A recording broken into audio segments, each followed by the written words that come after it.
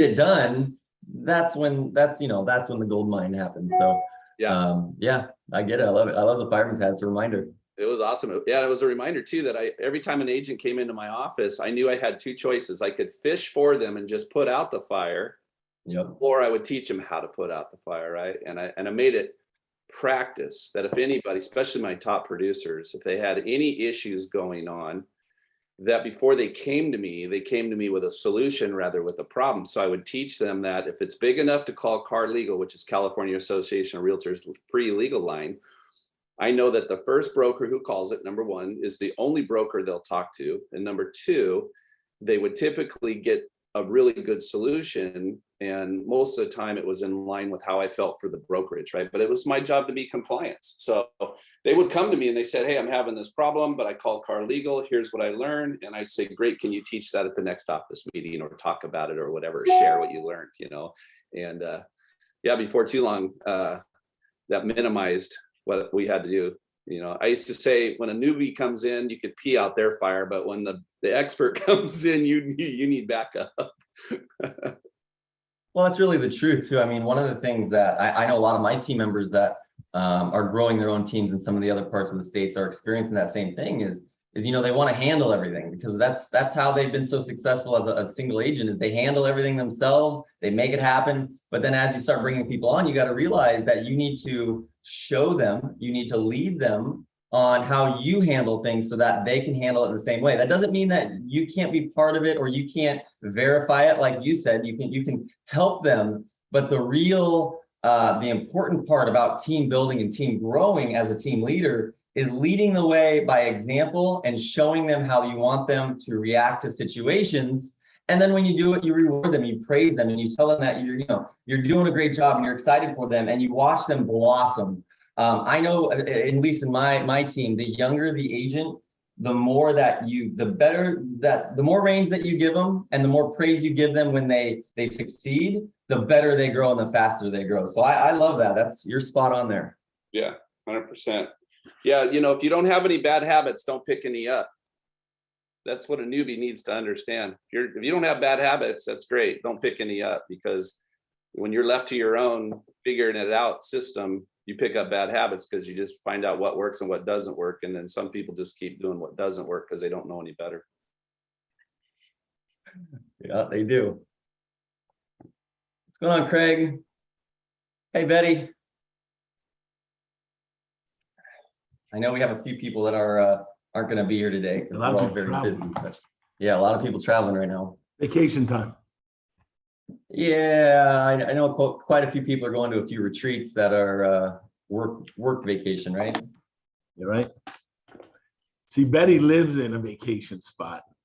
You live in a vacation spot. Brian pretends he lives in a vacation. Yeah. I'm here. So what are we talking about today? Other than let's take over the world. Anybody in? Today we are doing numbers and how we explain those or how we present those to our clients, and in the changing market. So we're going over kind of analytics, which is exciting for me, but I think that was going to be the topic today. That's good, because the first thing all across the news this morning, because I don't watch the news, my mother-in-law was watching it earlier this morning, was how bad the real estate forecast of the market was. It was on all the channels, real estate things and all that stuff. I was like, Jesus, what a way to start the day. Negative. Yeah, I don't even have a TV, so I don't really follow all that, but I hear it from all my clients. They obviously are on it, so I still get it, but I try really hard to make sure I focus on keeping my mind out of the negativity, because we know the news is, they can go crazy and it could be a small problem, but they blow it into something way out of proportion just so that someone that doesn't really know what's going on goes, oh my God, honey, did you see what they're saying? Oh my God, let's watch more. And again, then they get their commercial revenue and all that. So the news is no longer news. Sadly. There's a formula. Write this down. E plus P equals O. E plus P equals O. Event plus perception, whether it's positive or negative, an event you can't control, gives us an outcome. So we have an uncontrollable event. with plus a perception of how we want to deal with it, gives us an X amount of a return on the outcome. What is it going to be? That's the formula. E plus P equals O. What are we dealing with? And that's the perfect way to lead into your numbers. I love it. I love it. Pete, are you jumping on today? Was Pete going to be here? I think that's Dr. Dre. I think it was, yes. She's the Well, doctor. guys, if anybody wants to jump in, let's Brian, do you want to do this? Because I know let's get started. I know we have people here and I don't want to make everybody wait. Sure. Obviously the goal, you guys, is how are we using the analytics, or how are we using statistics to talk to both buyers and sellers or investors, and explain it to them in a way that they can understand. And go ahead, tell us what you're doing. All right. Let me start with numbers with sellers, since this is one of those markets right now where we're coming out of what was a strong sellers market in most states and most cities, and maybe we're pivoting just a little to where those sellers just need to understand they didn't miss. Like, I have some sellers say, man, I missed the opportunity. Man, I feel like I just missed it. And it's like, I've always preached that the market is never ready. You have to be ready for the outcome of the market. The market is what it is. So the numbers don't lie. This is just a market right now with a seller who's been on the market, say 30 or 60 or 90 days, and maybe a higher price range, or in an area where there's just less buyer activity. The goal is to show them how trends work ahead of time. And I've learned how to do that by looking at real-time numbers in the MLS. So as an example, when you do your listing presentation and you have your comps, based on the comps that day where the market was in that time.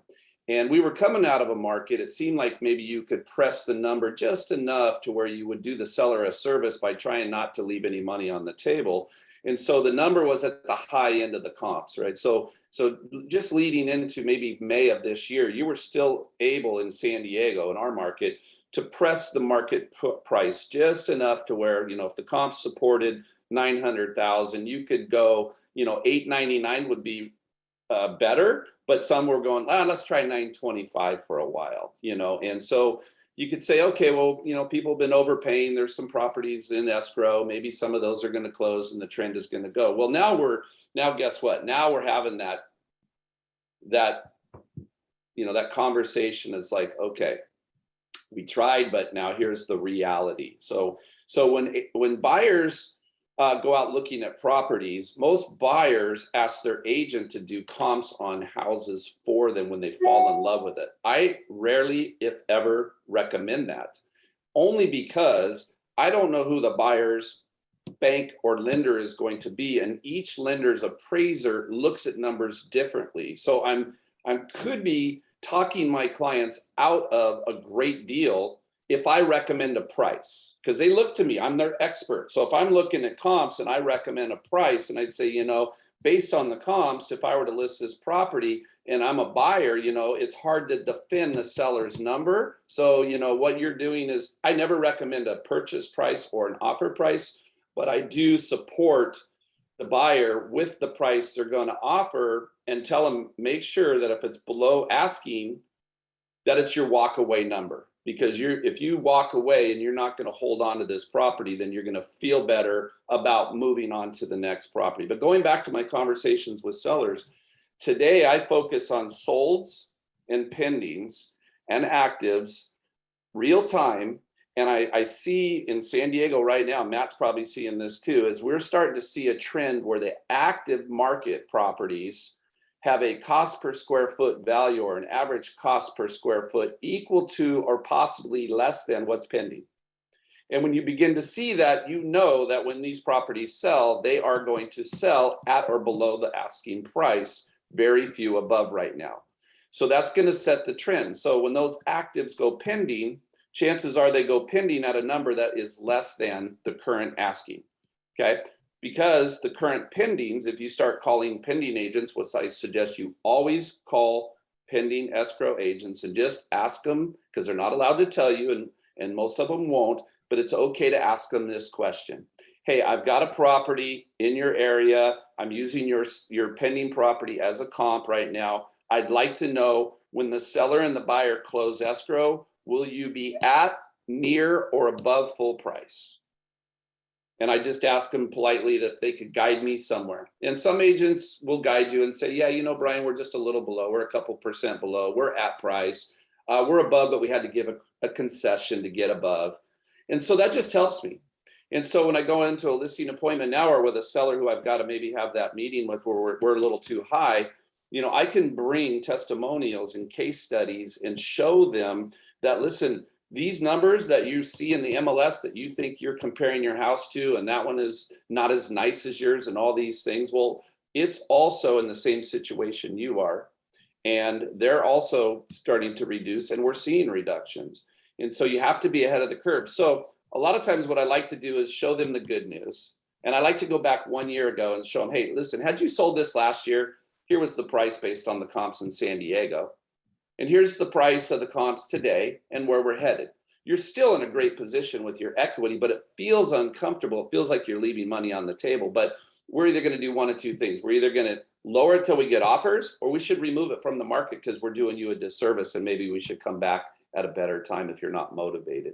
So the numbers will work to your advantage if you let them, but it should never be you telling your client your house is overpriced. It should never be you. Let the numbers do the talking, because just like with the buyer, when you use comps to support a purchase price on an offer, once they get a counter offer that is above the price you recommended, they're going to stall out, because guess what? They listened to their professional. So if you said, well, this house really looks like it should be priced around $875 and they're asking $9 or $925, you know, it's going to be really hard for a buyer to go above that if I recommended an actual price. So I always caution my agents, even when a buyer wants to see comps, I really caution them to show them comps. Here's what I recommend you do. Hey, if you got a buyer that doesn't agree with the seller's purchase price, but they love the property and they want to write an offer, what you do is you email or call the listing agent right away and you say, hey, I've got a buyer who loves your property. They're having a little bit of a hard time with the price. Can you please email me your market analysis that you and the seller use to choose your price, so I can show the client where the value is, because maybe we're missing something. And now I want to put it back on the listing agent to send me what they use to price the property. So that way they're defending the number and I'm not. I don't want to defend the number for my buyer, and I really don't want to defend the number for a seller. I really want the market presentation to give them the best. So if it's their idea, they can't blame me. They can't come back and say, hey, Brian, you told us to do this and it didn't work. I don't want that responsibility, because that's not my job. We're consultants and we need to bring a market. So using numbers to do that is very important. And then for any newer agents that are watching today, the other numbers you need to watch are your personal numbers. So since we're talking about numbers, there's 4 buckets in every life cycle of a client. There's the opportunity becomes a lead, the lead becomes an appointment, and the appointment becomes a transaction. If you focus on those 4 buckets, most people have an overflowing opportunity bucket. There's opportunity everywhere. The hardest part is taking an opportunity to an appointment without knowing your numbers. How successful are you at showing property, but how successful are you at closing deals? And the misconnection typically is the numbers of, you know, if you have 100 opportunities, but you only have 20 clients or 20 leads, 20 leads are people who interact, who will do everything necessary to prepare themselves to be ready for the market. They stay in that bucket until they're ready. If they're not a 10, you don't move them from the lead bucket to the appointment bucket. You keep them in the lead bucket, even though they want to start looking at property. When you understand your numbers, you'll know that, okay, for every 4 or 5 transactions I close, I need 10 appointments. For every 10 appointments, I need 20 good leads. For every 20 good leads, I have to have 100 good opportunities. And I'm moving my numbers through buckets. They're all people, they're all relationships, they're all clients. But those numbers, if you don't know your numbers well enough, what you'll do is you'll spend too much time showing property to people who should not be looking at property. And the people who want to be looking at property are stuck in your lead bucket because you're not nurturing them properly. So know your numbers. They should always descend, not ascend. right? You should never be showing more property to people and have less leads. That does never happen. You always have to have more leads than appointments, because if you don't have enough 10s to show property to, and you're just showing property, then really all you're doing is showing property, and you're getting frustrated and they're frustrated. Put them back in the lead bucket, nurture them, and pull out the one who really is ready to buy, and you'll focus on your transactions and closings. And there is secrets to success in your closings.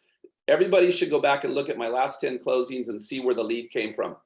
So if you've closed 10 deals in this year, or 20 deals this year, or 50 deals this year, or one deal, where did that buyer come from? And work backwards. Okay, how did I get it? Where did it come from? How many times did I show before them? How many leads did I have to get them?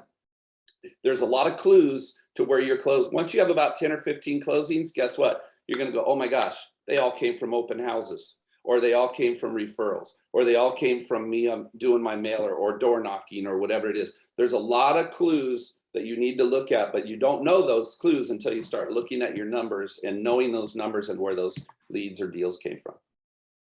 That's good stuff. That's really good stuff. You know, this is why Brian is able to spend his time fly fishing, you guys, and enjoying these beautiful streams. It's because he knows his numbers and he's perfected it. One thing you said that was really stood out to me, and this is something I just did here a few days ago, is I actually had to go to a selling agent. I had a buyer.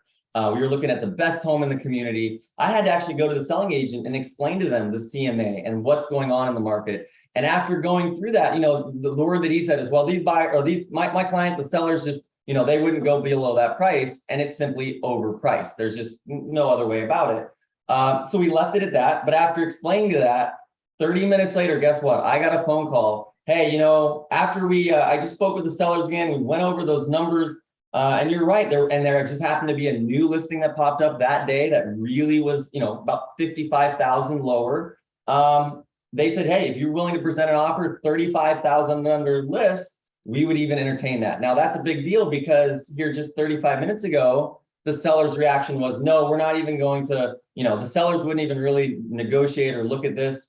So being able to take the numbers that you know and share them not only with your clients, but also with other agents, that's really important, you guys. Just because we're spending our time, you know, becoming better and taking our time doing these classes and learning our market and learning the analytics, doesn't mean everybody else is. So keep that in mind. Betty, look at you on the beach. Tell us what you're doing, and tell us how you're kind of explaining your market to your clients currently. You know, it was really interesting. I was on a call with one of my coaching clients, and we were analyzing the numbers of, are there actual, how many listings were there 3 months ago? How many listings are there now? But the interesting fact was, go back before COVID, and you'll find that there were more listings, way more listings than there are now, which is really interesting to look at. And so everybody's going into this fear mode. So if you could, we thought it was great back then, right? So now if you can explain to people that the market is just as good, if not better than it was before COVID, that sort of takes some of their fears away. Numbers, I think, you know, everything Brian said about what he was talking about how to price and have it be the client that chooses the price. So you don't lose the listing. You know, I hear with my coaching clients all the time, well, lost the listing because somebody else told them a higher price. Somebody else gave them a higher price, so they went with that person. So I think there's a way to tell the people the price and to recommend a range, but to let them see the facts. When they see the facts, there's no denying what the price can be. And then I think you can frame it in a way that you can even let them know that a lot of agents are going to take it at whatever price they say. And it's just doing them a disservice. So set that up so you don't lose the listing over the price. Numbers, I don't know what else we're talking about with numbers, but no, I love that. I love what you were just saying there with, if someone is going to lie to them in theory, right? And you have to show them the data. And this is something I do with our listing appointments, is that once you show them the data, and it's really important to make sure that they understand that. And one of my most important questions to ask, and I want everybody on this call to make sure you're asking, is, does that make sense? Do you understand this? And I always say, it's okay if you don't, because I'll go through it again. And that you can always see where that relieves the stress when you say, it's okay, I'll go through it again. And 50% of the time they say, no, I get it. And the other 50% of the time they go, no, tell me again. And making sure that they understand the numbers and the other homes that are selling and why they're selling there. So that when they make their decision, it is vital, you guys. It's so important because it's always going to be their decision. Now, with that said, they sometimes still might go with an agent that lies to them and tells them a higher price because they're in fantasy land still. And that's okay, because folks and clients and sellers that are in fantasy land aren't going to sell their homes. And Brian, you went over this. At the end of our day, it's important that we have to remember to track our own numbers. And the end goal is how many homes are we selling and how many families are we helping? And if you have a seller that's unrealistic, you're not going to be able to help them. We can't help unrealistic people, especially in a downturning market. So I think that was wonderful, Betty. That's exactly, I think what we were kind of going over is you have to explain it to them and show them and educate them and let them make their own decision. Craig, you want to tell us what you're doing, buddy? Lurchy. Every client is not your right client. And once you start saying no, you will find out that the right clients will, one, not suck your blood out, two, exhaust you and trust you. So it's sometimes better to say no to some people than not, because you're going to try to fire them later or they're just going to wear you out. So that's number one, and that we've been doing. Number two is throwing it out exactly the way you said it, Cameron. In it, look, I can tell you really what you want to hear, and I can do a dog and pony show and lie to you, or I can tell you the truth.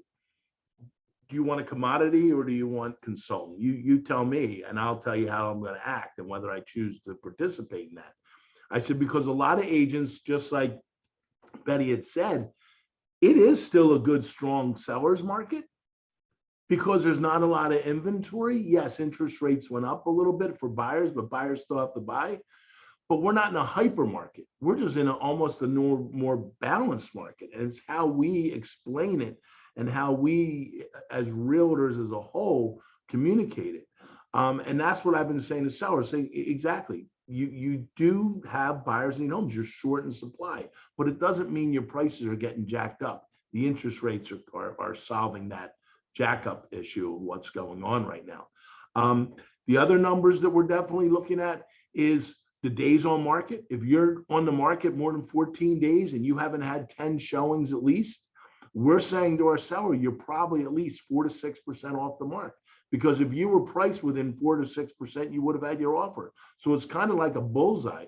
If you're getting nothing, you're 10 to 12% out. If you're getting some inclination, you're anywhere between 6 to 8% out. If you're getting showings and some good feedback and maybe a second, you're probably 4 to 6. If you're in that 4% bullseye, the odds are you're going to get that offer. How do we get into that thing? So going back to bringing a bullseye and a vision is how we've been working with the sellers also. Another thing with pricing with sellers I've been getting on the Zoom or I've been sitting with them and physically doing the CMA search in front of them, letting them help plug in the information, not just me supplying it because they believe I'm hiding things. I don't want them to see the wonderful world. No, give them the reality. Get in there, plug it, show it. What else would you like me to change? What else would you like to see?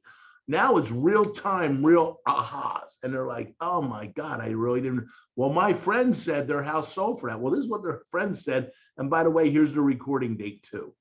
Automotive listing is lying. Okay, let's look at what the Montgomery County record did and what they charged tax on. That's the sale price. So now all of a sudden the egos are out and the reality's there, and let them be involved in it. Those are how I'm working with the numbers.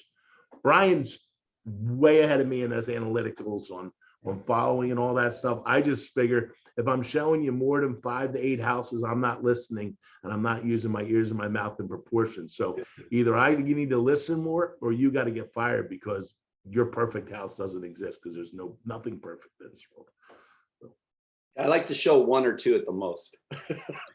Again, that's the Craig, that was perfect what you just said though. I just did exactly what you said. I just sat down in front of my seller. 45 days on the market, it's 1.5 million. It's a little, one of very few in a marketplace that has that kind of number in the location it is. And I did exactly what you just said. And I just showed her everything, showed her all the comms, I even showed her the confidential remarks so she could see what you and I see before we show a property. And I showed her what hers say based on what I did.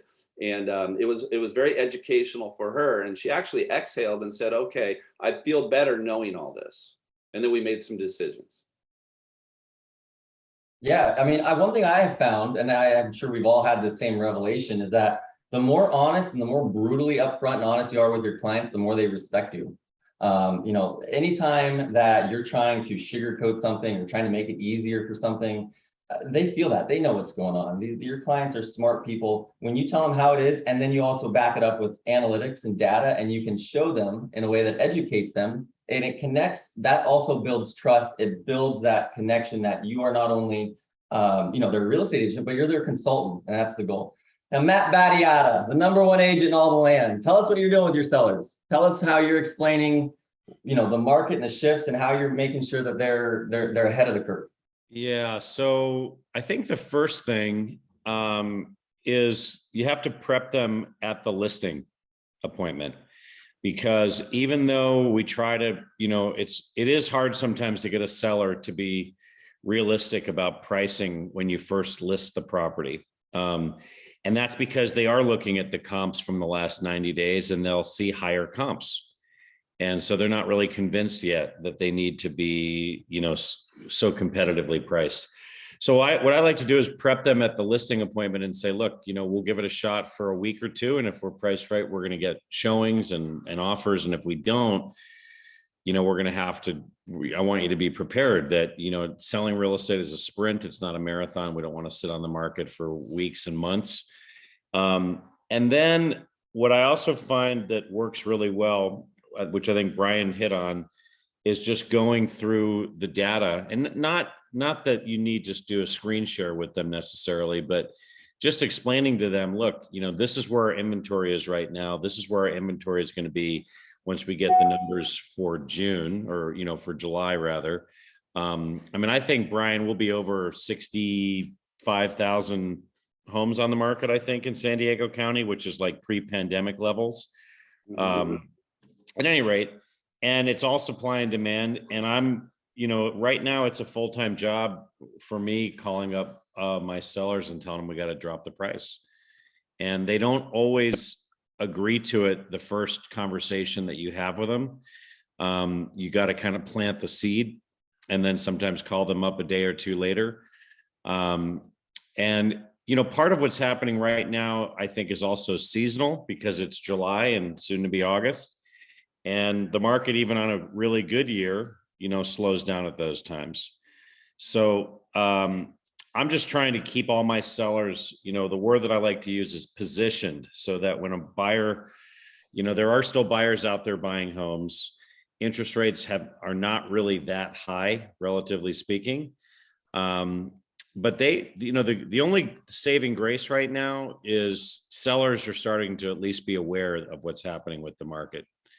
And so they are a little bit more receptive. In fact, I have a seller right now, Cameron, who's moving to Florida. They bought new construction, but he said, and his house here is I can't remember if I'm getting ready to put their house on I think we're getting ready to put the house on the market here, but at any rate, but he said, yeah, the market in Florida is, you know, crashing. And I thought, well, I wonder if is it really that bad, or is he just overreacting to it? But I also mentioned, by the way, when we have these calls every Thursday and we all get to kind of share like what's going on in your market and so forth, I mentioned that to my clients a lot. I'll say, you know, I was on a mastermind call this morning with, like, you know, a bunch of top agents from around the country, and it's not unique to San Diego. It's happening in Florida. It's happening, you know, in the Carolinas, et cetera. So, you know, this is the hardest part of a market changes right now, when it's first changing, because, you know, sellers don't want to really believe it's happening.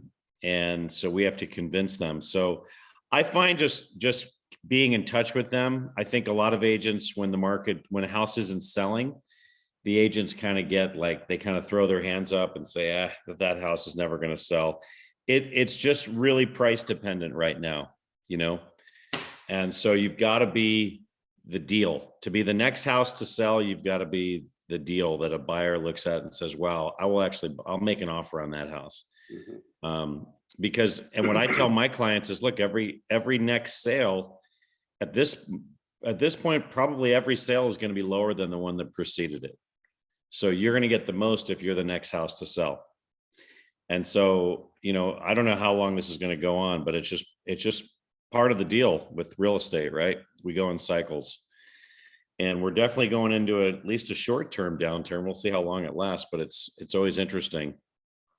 Well, But we all knew this was coming up. I mean, we've been preaching this for months, you guys, and hopefully that most everyone that's on this call is prepared. Yeah, years, really. I mean, since November, we've been knowing that it's starting to slow down. So hopefully all of us are a little bit more prepared than some other agents in our offices. One thing that I really want to go over with everyone just briefly is that every seller, every buyer is different, okay? How you explain analytics and how you explain data to people is different. For my older clientele, I explain it completely different than my millennials or my tech people that are moving down here. It's just different. So you have to adapt and you have to work with what makes sense and they can understand. Because once they understand it and they grasp it, because remember, all we're doing is telling them what's going on. We're not telling them it's good, it's bad. You know, we're just giving them, explaining it to them and showing it to them, but we have to take the time to learn how to do that in a way they understand. Now, I'm going to answer your question real quick about the markets in Florida crashing. So what he's experiencing with new construction is that the new construction prices were going up 1% a week for the last 6 months. So they have become to the point where it's almost unreasonable to buy new construction because it's so expensive and they're pre-sold out many, many months, that they are coming down quickly. We've seen price drops of 10, 15% on some of the new construction, but that's, again, if you're going up 1% a week and they're still selling, there becomes a tipping point. So I can definitely see how it's you know, feeling that way. Thankfully, we're not seeing, I think we're probably right in line with you guys. The inventory levels are definitely going up, but we're still selling homes on the average, you know, less than a week. Average days on market is 7. And that's important. You know, before we were at 2. So you can tell people, hey, you know, our average days on market have went up 3 times, or you can tell people, hey, our average days on market have went up 300 times, you know, 300%. It's the same thing. It's just how you present it, right? 300% or 3 times. It's all on how you're explaining it to people. It's all what you're trying to show or try to educate. And that's really important, you guys, is that you need to make sure that you know exactly what it is. You know, our average days on the market was 2. It's up to 7 now. Our inventory levels have doubled. And I think you hit it on the head too. We are a seasonal market, especially down here. Every summer, our market already does slow down. Combine that with the end of COVID, where people are able to go outside. I have seen more people on the social media, on their boats and out living life, which is wonderful. I'm so happy, but they're not all vacationing to Florida right now because the states are opening back up, which is good. But it's also slowing our markets down here a little bit. So it is definitely seasonal dependent. I think this is normal, and you have to you know, make sure that you educate your sellers that this is normal. Seasons slow down during the summer. Don't panic, but we always have to stay ahead of the curve and you know, stay ahead of it because we have to be the next home to sell. Now, Brian, are you seeing the same thing where homes are selling less currently than the previous home we're selling last month or the last home in that neighborhood? Depends on the neighborhood here.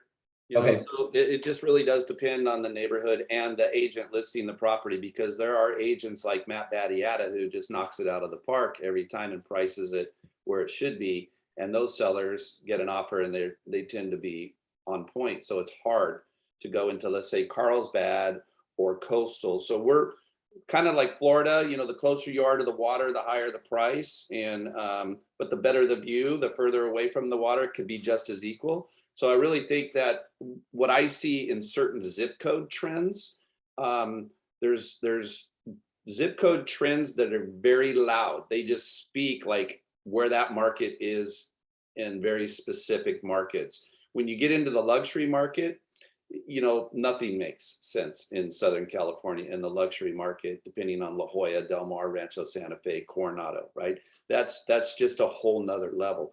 But you know, this 80 or 90%, our market right now, our average price in San Diego County just dropped. So it hit the news, it dropped. It was $860,000 for the average home in San Diego County. And that just dropped, I believe, $825,000. A couple years ago, Cameron, we were at $650,000. No different than most major cities around the country after COVID or before COVID numbers. So to answer your question, I really would say that as an agent, know your zip code numbers, start with a satellite of the zip code, see the trend within the zip code in all prices, not just your target price, because it's very helpful to know. Because like Matt was alluding to, we were at 1,700 total active inventory homes in San Diego marketplace, you know, just six, 7 months ago. We're up to 5,000 now. So that's a lot, but it's nowhere near where it was when I was an agent in 20 years ago. I remember looking at the active numbers and we had 21,000 active properties on the market. The average listing you took was 6 months or 12 months, depending on the neighborhood and the price range. So we're still in a very good seller's market, but we're all spoiled because we're used to getting 10 offers no matter what we price the house at. It's like throwing and over my shoulder, you could throw in a shiny hook and catch a trout. Today, you got to work it. That's true. You know, I had one property we listed in February. We listed it so high, almost comical. And we had an offer went over, well, we only had one offer, but they went over asking price. And it was so wonderful for my clients. And they were so happy and they were able to move on with their life. But that's just not where we are now. And I think that's something that it's good to explain to your clients is that, hey, you know, 6 months ago we could have, and that's great, but that's not where we are. We need to sell this home because we need to get you to your end goal. Always go back to the motivation, always go back to their goals. And that'll always help you guys, obviously, you know, get them motivated and getting going. And at the same time, you guys, I have a client right now that I'm working with that simply will not move. They said, no, we want this much. We will not move. And there's nothing you can do there. So you say, I understand. What happens if this home won't sell? And then you listen, and then they'll tell you everything that you need to know. And if it's just the fact, well, we will live in it or we'll stay here for the next 10 years or 5 years, great. Well, maybe I can't help you. Or if you do want to continue, you can. One thing I brought up, or one thing I wrote down earlier, you guys, is as you know, a lot of my clients are investors down here and they are watching this market intently. They are, you know, really ready. They have lots of money sitting on the table, all cash, ready to go. And what I'm doing is instead of telling them when to buy, or because that's what they all want, right? When do we buy? When are we ready to jump on this market? We're going to cash in. We're going to do this thing. When instead of what I'm doing, I have put them on some email reports, just simple, that every week they're getting updates on exactly their zip codes that they're targeting. And that has really alleviated a lot of the calls that I've been getting simply, hey, what are you thinking of the market? What are these questions? You know, these what ifs, or what are your opinions? And instead, when they do call, I said, hey, did you see the report? Yeah, we've seen it. What do you think of that? And then you listen to what they say, and they'll go right through the numbers with you. And you say, yeah, I agree with all that. That's what's going on. And before you know it, they hang up the phone. You never answered their question, but they spent the time to go over the numbers with you, to understand the numbers with you, and they're educating themselves. Again, that is the biggest thing I'm doing with my investors. Also, right now, you guys, a lot of the time, I'm not telling them we have to buy right now. It's okay to explain to them the markets are shifting. In 60 days, they're going to be buyers with you. Now, you need to be following up with them. You need to be making sure you're sending them the info they want, making sure that none of the properties they pop up that something they want to buy. I have told hundreds of clients over the years that we should wait just to keep seeing, and then the next day they buy a house. So you need to always follow up with your investors and with your buyers, even if you're thinking they want to wait, because sometimes they don't. But it's okay to tell people that the markets are shifting and we can watch them, and we can you know, watch as more inventory comes available. It also gives them more homes to choose from. What are you guys doing? If anyone wants to kind of jump in, what are you guys doing with your buyers right now with the inventory levels? Are you guys speaking up the same way I am? It's just showing them the analytics, or what are you guys, if anyone wants to raise their hand and take over for buyers? Well, let me throw in one thing before, because I just wanted to mention, Cameron, that's also a really good thing to do with sellers, because right now the sellers are a lot more needy, I guess, because their homes are sitting on the market and they're not getting lots of showings and they're not getting offers. And so that's also a really good thing to do. The other day, I sent a bunch of active pendings and solds to one of my sellers, and we ended up getting $100,000. I got $100,000 price reduction out of the conversation. But before I talked with them, I sent them, look, this is what we're competing with. These are the few homes that are in escrow. These are what have sold, but this is what we're competing with. So you got to look realistically at, you know, how your home compares. So that's all I wanted. I don't work personally with lots and lots of buyers. So I don't have too much to add there, but you know, sellers, I would not shy away from working with sellers right now. You just have to get motivated sellers. That's really the key thing. And a good conversation to have with sellers is, look at how much your house has gone up in the last 3 or 4 years. You would have never imagined that your house would be worth what it's worth. So if we have to pull back and drop it 100,000 or 200,000, in the grand scheme of things, you're still coming out way ahead. So. Absolutely. And that's one of the biggest things that I've been telling my clients is that look at where we are in terms of your equity. Okay, not the purchase price, not what you could have got 6 months ago, but look at it where you're in terms of equity, where we are from 2019, when you were thinking about selling it then because the market was a huge seller's market that was on fire and we were so happy, and it's doubled since then. So pulling it back 100,000, 200,000, you're still coming out way further ahead than you would be. And remember, you guys, if we don't, and this is the story that I always tell, I know a lot of you guys have invested in GameStop during that crazy thing that we seen here a few months ago. We bought 10,000 at $18 and we sold 30% of it at 420. But guess what? I hold 70% of it and it's now at $100. Do we want to do that? Of course, this is really good for my younger clients because they get this. They understand markets that go crazy like that. But it's just an over exemplification of market shift. And if they're going down right now, you can still do really well with them. We'll still be happy and we can get you where you're going. There's no reason to hold yourself in until it's back down to $100, right? Like it is right now, right? That is one of my best scripts I've used for my younger clients. For my older clients, it's always, hey, have you ever experienced something where you bought in, you done really well, but you held it just a little too long and you always regretted not selling it at a time? And every single person just goes, yep, there's been something in my life that I could have made way more money.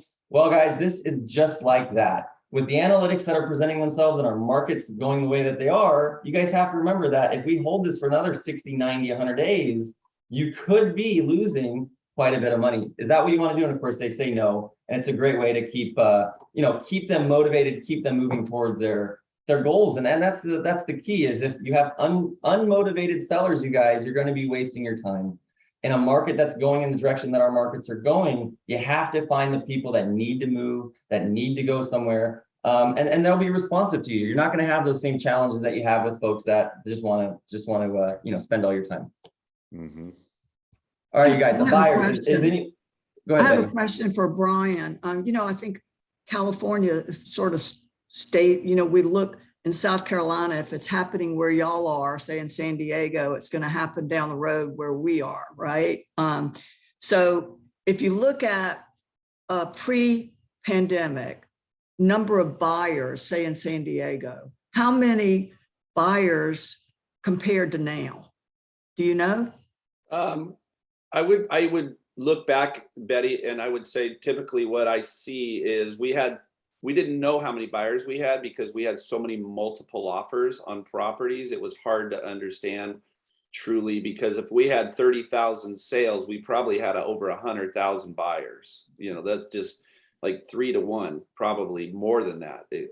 But our inventory in San Diego has never allowed us to really just like explode because we're an island. When you look at San Diego in general, we have Mexico to the south, we have Camp Pendleton to the north, so we can't grow. We have a military base, we have another country, we have an ocean straight in front of us, and we have 6,000-foot mountains to the east of us. So San Diego, when you look at it in general, doesn't have a lot of place to go. It has more of an infrastructure rebuild going on. And there are certain areas where you still can put in maybe a few hundred homes, but those types of projects with new builders were put on hold. We have something called the California Coastal Commission, and we also have the California conservation groups who are really tight on mitigation land. So what that's done for us is made us very unique. And when you've been here 37 years doing real estate, you start to see that the trends move. Older communities tear down what used to be kind of rough areas are now up and coming areas because those are where deals are. And so when you start to look around, that's how San Diego County works. And but I want to go back. So I don't know if that answered your question, Betty, because the trend, of how many buyers, I don't think we have less buyers today. I think we just have buyers that have moved out of the price range where they wanted to buy and they got priced out of the marketplace because our average price went to $860 so fast. Right. Yeah. Most of them were $625,000 home buyers, and now all of a sudden they're settling. And don't settle. If you're a buyer, don't settle. Just figure out a way to get into something that can be your forever home, and just hunker down a little longer. That's all, till your life gets and catches up. But Cameron, going back to your investors, how many of you have ever had, and this is around numbers, how many of you have ever had an investor or a buyer that you were showing property to that seemed like a good deal, and they were the type of buyer who came from the father hand-me-down education, where you find out what the seller paid for it and you just offer them something really aggressive? Like, they ask you, hey, well, what did they pay for it? How much do they own it? How long have they had it? You ever had that buyer? Like, they just say, oh, well, if you're working with investors mainly, and you're working with an investor who does ask you that question, the script that has always been my go-to is to look them in the eye and say they actually got it for free. But what does that have to do with the value today? And they laugh too.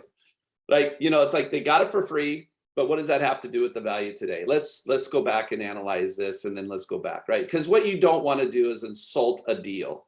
You could go in too low and insult a seller, and the seller will dig their heels in. And Matt, you know this, if somebody comes in and makes them a low offer and insults them, they come back a week or 2 or 3 weeks later, and then they kind of show a little bit of grace and mercy on their first offer, but they're still way under.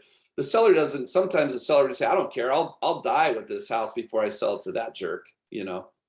So be very careful when presenting your numbers, because it's a reflection of you when you present that offer to the listing agent. And you really have to be careful when you present an offer that could be insulting with numbers that are low. You really want to go in and say, hey, Matt, I just want you to know I've got a really aggressive client. They really want me to present this offer. I don't blame your seller if they do cancel it or they do reject it, but I just want you to know I'm presenting it because I have to. I have a fiduciary, and I'm just presenting it. But you know, do what you want to do with it, and please just give me something in writing from you, knowing I'm going to share it with my buyer, because I need to educate them on what the seller really thinks about their offer, and let the numbers educate the buyer on how they're just going to get turned down and have bad experience until they finally can see that what they're doing isn't going to work, and they'll either listen to you or you got to fire them. That's spot on. I know, I'll be honest, I don't have many buyers down here that try to lowball that way. And when they do, I can explain to them, and my comment to them is always, hey, are we really trying to buy this property, or are we just trying to write offers here? If you want to write offers, we can do that, but I want to make sure that you understand that we really, in my professional opinion, don't have a very good chance of this going through. Now, when I do present those type of offers, if we do decide to still go through with it, which is pretty rare, I'll go to Matt and I'll say, hey, Matt, this is what I need, buddy. I know this is a low offer. They wanted to present it to you. We know the market, you know, we know that the market's shifting. We know your home's been on the market 45 days. I'll kind of softly lay out that, you know, they're overpriced a little bit, but we're underpriced. Bring me something back, a counter offer in writing on what you'll accept, and I'll do my best to get it put under contract. Because the goal, again, is to get this home sold. I've never had an agent come back to me and go, oh, this was just absurd, I'm mad, or we're upset. If you go at it with, hey, present it, give me something, give me a counter offer back in writing that we can go pending, it changes the whole angle that you're moving. And then they're working with you. Again, they're back to working with you, trying to get the home sold. And sometimes they'll come back and say, no, they don't want to counter. You know, as we keep going, and if this market continues shifting, you guys, I think we'll see a lot more sellers that are willing to take less, or they're willing to give concessions, or willing to work with people. Again, though, I don't deal with many folks that are lowballing. I think that's who you choose to work with. And if someone came to me and they said they wanted to make an offer at like 60% value or 70% value, we would have a discussion on what homes sell for in our market. I can educate them on that. And then again, if they still want to do it, we can go from there. Well, Randy and I have this huge investor community that we represent. So that's a lot of where that comes from, because I have 40 agents that are out there running around writing offers for investors. So we have those talks, and what you said is spot on. And I do that with sellers. Matter of fact, I even say, hey, when you get an insulting offer as a seller, that's a good offer for me to use to leverage other offers on your behalf. So let's go ahead and present a counter offer at a number that makes sense. And it might just be full price. They might just give them back, but at least I can deliver it. And then the next buyer's agent that calls me, I can say, hey, yeah, we do have an offer on the table, but the seller's not ready to make a decision, but you better hurry and show it and tell your buyers to put their best foot forward. right? So then And we exactly. can eliminate that kind of a dance. And exactly, and how you present it to your sellers, you guys, is extremely important. You can use that to leverage price reductions. You can use that to leverage other agents that you have multiple offers on the property.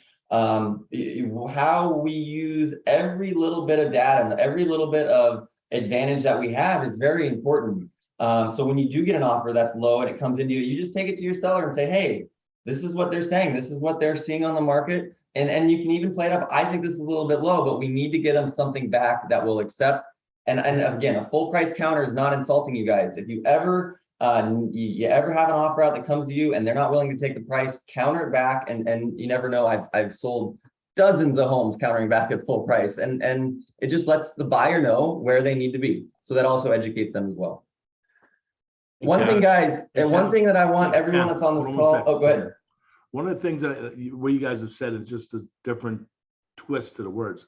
I've said to my sellers at all times, I'm never mad at the buyer that makes the offer.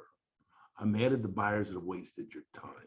So don't take this personal. This is a business decision. This is where you're going. You've gone from emotional living here and protecting it to now move your asset onto your next chapter. Is that correct? Because if we're selling under emotion, emotion's one thing, numbers are another thing. Yep. So how do you want to handle this? And then you take it from that way, and then you do flow them. But I've always just told them, don't be mad at the person who made the offer. They're just asking. You know what I mean? You would do the same thing. So then start the dialogue. So go ahead. Just want to add a different one in there. I love that. And the funny thing is, and I know we've all seen this and we all joke about this, when the seller becomes the buyer, they ask for the exact same things and they transform 100%. So a lot of times I like to have that conversation with them is, when you're going and buying your next home, you're going to be doing the same thing. You're not going to be negotiating down. The market is the same everywhere. And you can explain that to them, and that also helps them with the negotiating process. So one more thing, guys, that's really important, at least for us down here in Florida, is in a part of our MLS, and I'm assuming most of you guys have this as well, is we have market stats. This is a add-on or it's like showing time, where it's included as part of your MLS. And this goes through and it allows us to dig into zip codes, neighborhoods, everything. And it does everything from days on market. It does everything from pending sales price, square footage. So if you have this in your MLS and you haven't explored it, you guys, I know this is very basic for everyone here on this panel, but if you haven't dug into your market stats on your MLS and just spent an hour going through what is on the market, what is your inventory, look at what's going on. And if you are targeting a specific neighborhood for your mailers or your door knocking or whatever marketing you are doing, make sure that before you go out or before that you go market that area, you take a few minutes, look at the statistics, and you know exactly what's going on. Because one thing I found out with analytics is you never want to be wrong. Because at least here in Florida, you have a lot of these homeowners that you'll be talking with them and they know exactly what their Zestimate is. And they know exactly what their homeowners next door sold for. So if you try to come up to someone and you pretend like you are the expert and you know stuff and it's wrong, you'll have egg on your face. And that is the biggest disadvantage you could ever do to yourself, because analytics don't lie. So use them for what they are, but know exactly what they are before you use them, because it's very important to know what's going on in your market. Do you guys all have the same thing with, I think we use InfoSparks down here.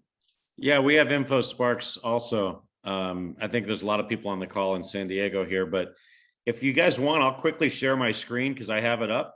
If anybody wants to see it, it's pretty cool. I use it all the time. So let me show you guys. Oh, I can't share my screen, but anyway. Yeah, it's InfoSparks and it's under resources on our MLS. And it's really interesting to see the inventory and, the number of pending listings and solds. And I think we'll be at, by August in San Diego, like I said, we're going to be at basically at pre-pandemic levels as far as inventory goes. Right at the moment, our pendings are way down. But I mean, once the prices continue to come down, that'll kind of, the pendings will come back up. So it's just the nature of the beast for anybody that's on the call that's relatively new. It's just the way the real estate markets are. They're always in flux and they're always changing. And there's no way we could have stayed the way the market was before. And I think for most of the people on the call, this is going to be a better market for you to make a living in than it was when it was, 15 offers on every listing, I agree with You you. guys seeing how many, and I agree with you, Matt, how many of you guys seeing houses come back on market?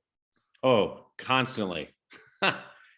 Yeah, I'm seeing every time we accept an offer, it seems like 3 days later, the buyer cancels for absolutely no reason. For like 14 days or so, exactly. They're tying up and they're getting that buyer's remorse that's taking place. Yeah. But then the craziest part is what we were seeing in our market is you would have an asking price, you get an offer above that. Then what would happen is the agent would change the sale price in the multiple listing greater than the number, so you couldn't really see it, or to help, I guess, I'm gonna say trick the appraiser. Well, appraisers are smart. They see where it was, they saw where you moved it and all that stuff. But then they come back on the market and then they're still at that high price and now they're sitting. That market's not what the market was a month ago or a month and a half ago. And they're not seeing that. I mean, I just saw one come up 75,000 higher than where it was originally listed. That must have been where their offer was, but it was just pending at like say 475. This one's now at 550. And I'm like, how did it go up? And the market, I don't know. And, every agent's different, but I was just wanting to see what you guys were seeing. Yeah, we're seeing a lot of escrow. I was talking with my escrow officer that I use a lot, and she said, yeah, I'm canceling more escrows than I'm opening. So it's just a constant, buyers are getting, and there's nothing with the property. They just get buyer's remorse. Or they're asking for big price reductions for absolutely no reason. Like I had somebody yesterday who the buyer wanted a $40,000 price reduction just because, not because of anything with the house. So He's asking. yeah, You can't be bad at asking. I mean, you always can ask, just get no. Yeah. How many times did we all, ask our significant, well, Betty there, she's the rose among the thorns. So all of us guys, chasing guys like Betty, we got no from Betty all the time. No, we're kidding. That's great, you guys. Well, I agree. We're seeing a lot of cancels down here as well. It's same thing I think everyone else is seeing, buyer's remorse. We've had that through the whole pandemic though. People would get these offers that, 5, 7, 10% over ask price and then cancel. We are seeing that. I think, Matt, you're spot on. We're going to be right back to 2019 levels here very quickly in terms of inventory levels. And I think that's hopefully where we stabilize. But again, we don't have a crystal ball. But it makes sense that, that would be a good point to stabilize that and, take off from there where we were going. We were in a great seller's market in 2019, normal, balanced, everything was wonderful. And then obviously things got a little weird. But I expect them to level back off. And that's what kind of our numbers are showing here as well. We're catching back up to where we were in 2019. Anybody have anything they'd like to add? No, great. This is a good one, guys. This is a good market though. If you do have the luxury of multiple offers, that you do your sellers a favor and you have them accept the offer that they choose, but accept a backup offer regardless of the price of the backup offer. It just secure them as a backup offer and keep that agent involved in everything that's going on with your current escrow, and just make sure that backup buyer offer stays firm. Because like we all heard, there are cancellations, and the last thing you want to do is, like Craig said, go back on the market at that number that you raised it to because you had it. And I strongly suggest that you don't do that until you have the full contingency released. Then you can show off the price, right? Because now it doesn't matter. But be careful not to do it, during the appraisal period or before the appraisal, because they are smart and they will catch on. And you don't have that luxury anymore here, and you'll lose the backup buyer too. I agree. Backup offers are extremely important. And if you are a buyer's agent and a home you miss out on or someone else bids it over you guys, make sure you go to the seller's agent and say, will you look at a backup? Will you accept a backup? Because they know homes are coming off the market. So it's a great angle if you are a buyer's agent and trying to get a property that maybe is the best priced home. It just came on the market and someone else snatched it up. Backup offers are wonderful, you guys, so keep that in mind. Yeah, the script for that is, I'd love to be the bridesmaid. My clients would love to be the bridesmaid. That's it. Yes, Betty. Nothing, I was just getting off. I had a phone call, I'm sorry. That's okay. That's okay. Nice We to- appreciate everything Nice to here. spend the time with everybody. Enjoyed it. All right. See y'all next week, Bye, right? guys. We'll be here next week. See you guys. Thank you guys.